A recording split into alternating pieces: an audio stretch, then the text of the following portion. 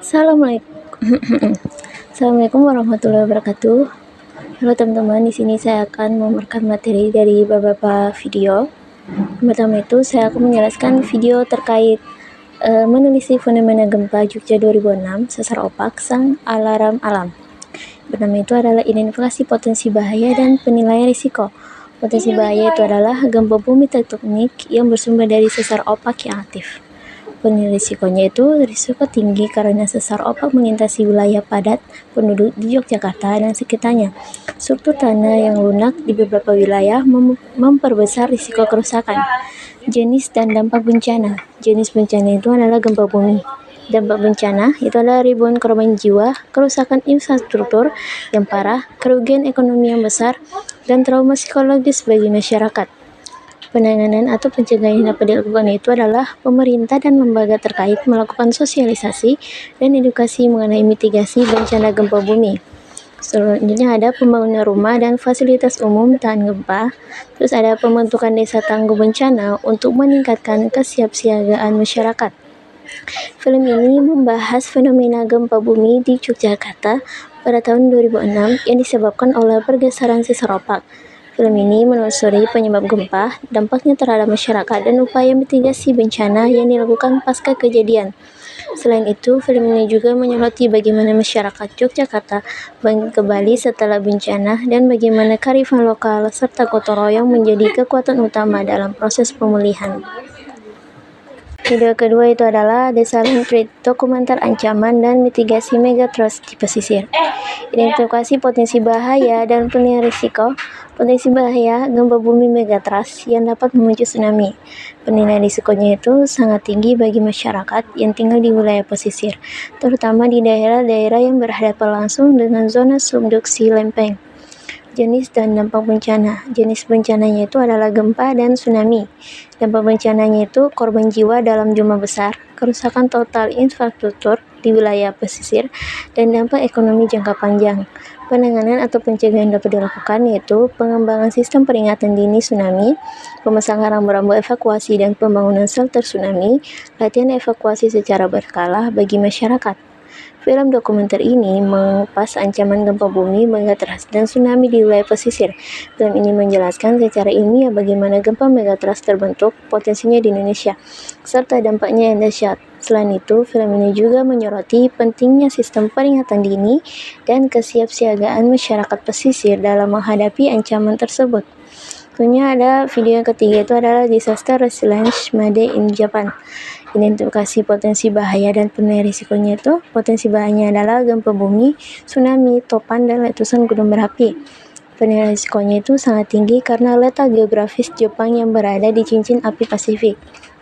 Jenis dan dampak bencananya. Setelah jenis bencana itu adalah berbagai jenis bencana alam seperti topan, gempa bumi, tsunami, banjir. Terus ada dampak bencana itu adalah meskipun sering dilanda bencana, Jepang berhasil minimalisir dampak korban jiwa dan kerusakan berkat sistem mitigasi yang baik.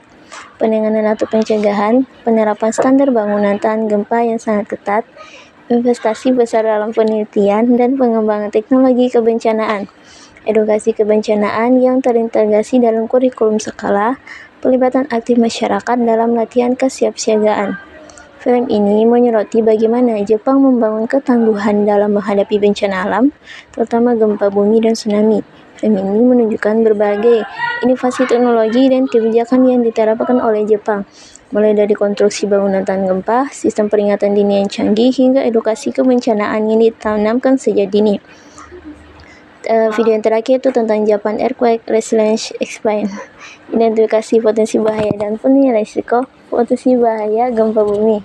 Penilaian risiko tinggi namun dapat dikelola dengan baik melalui teknologi dan persiapan. Jenis dan dampak bencana itu, jenis bencana itu adalah gempa bumi. Dampak bencana itu kerusakan dan korban jiwa dapat ditekan seminimal mungkin berkat kesiapsiagaan yang tinggi. Penanganan atau pencegahan yang dapat dilakukan itu adalah penggunaan teknologi peredam guncangan pada bangunan, sistem peringatan dini yang memberikan waktu beberapa detik bagi masyarakat untuk berlindung, desain perkotaan yang memperhitungkan jalur evakuasi dan ruang terbuka. Film ini secara spesifik menjelaskan mengapa Jepang menjadi salah satu negara paling siap di dunia dalam menghadapi gempa bumi. Film ini mengilustrasikan bagaimana infrastruktur di Jepang, seperti gedung pencakar langit dan jaringan transportasi, dirancang untuk mampu menahan guncangan gempa yang kuat. Perbedaan dari 4 video tersebut yaitu yang pertama fokus wilayah. 2 film pertama berfokus pada konteks Indonesia, Yogyakarta, dan pesisir, sedangkan 2 film terakhir berfokus pada Jepang. Sudut pandangnya itu film ini tentang Indonesia lebih menyoroti aspek sosial kultural dan proses pemulihan pasca bencana. Sementara pada Jepang itu lebih menekankan pada aspek teknologi, kebijakan, dan kesiapsiagaan pra-bencana. Skala bencananya tuh film meneliti fenomena gempa Jogja 2006 ini membahas bencana yang telah terjadi sementara The Silent Threat membahas ancaman bencana yang berpotensi terjadi. Film tentang Jepang juga membahas kesiapsiagaan terhadap bencana secara umum yang dapat terjadi kapan saja. Kesimpulan dari semua video itu adalah secara bersama-sama memberikan gambaran yang komprehensif mengenai ancaman bencana alam, khususnya gempa bumi dan tsunami, serta upaya mitigasi yang dilakukan di Indonesia dan Jepang. Film-film ini menyoroti pentingnya pemahaman terhadap potensi bahaya, penilaian risiko yang akurat, serta implementasi strategi penanganan dan pencegahan yang efektif. Poin utama yang dapat diambil adalah bahwa kesiapsiagaan dan ketangguhan bukanlah hal yang instan, melainkan hasil dari proses pembelajaran, inovasi, dan komitmen jangka panjang. Itu saja yang saya bisa sampaikan. Semoga bermanfaat. Dadah!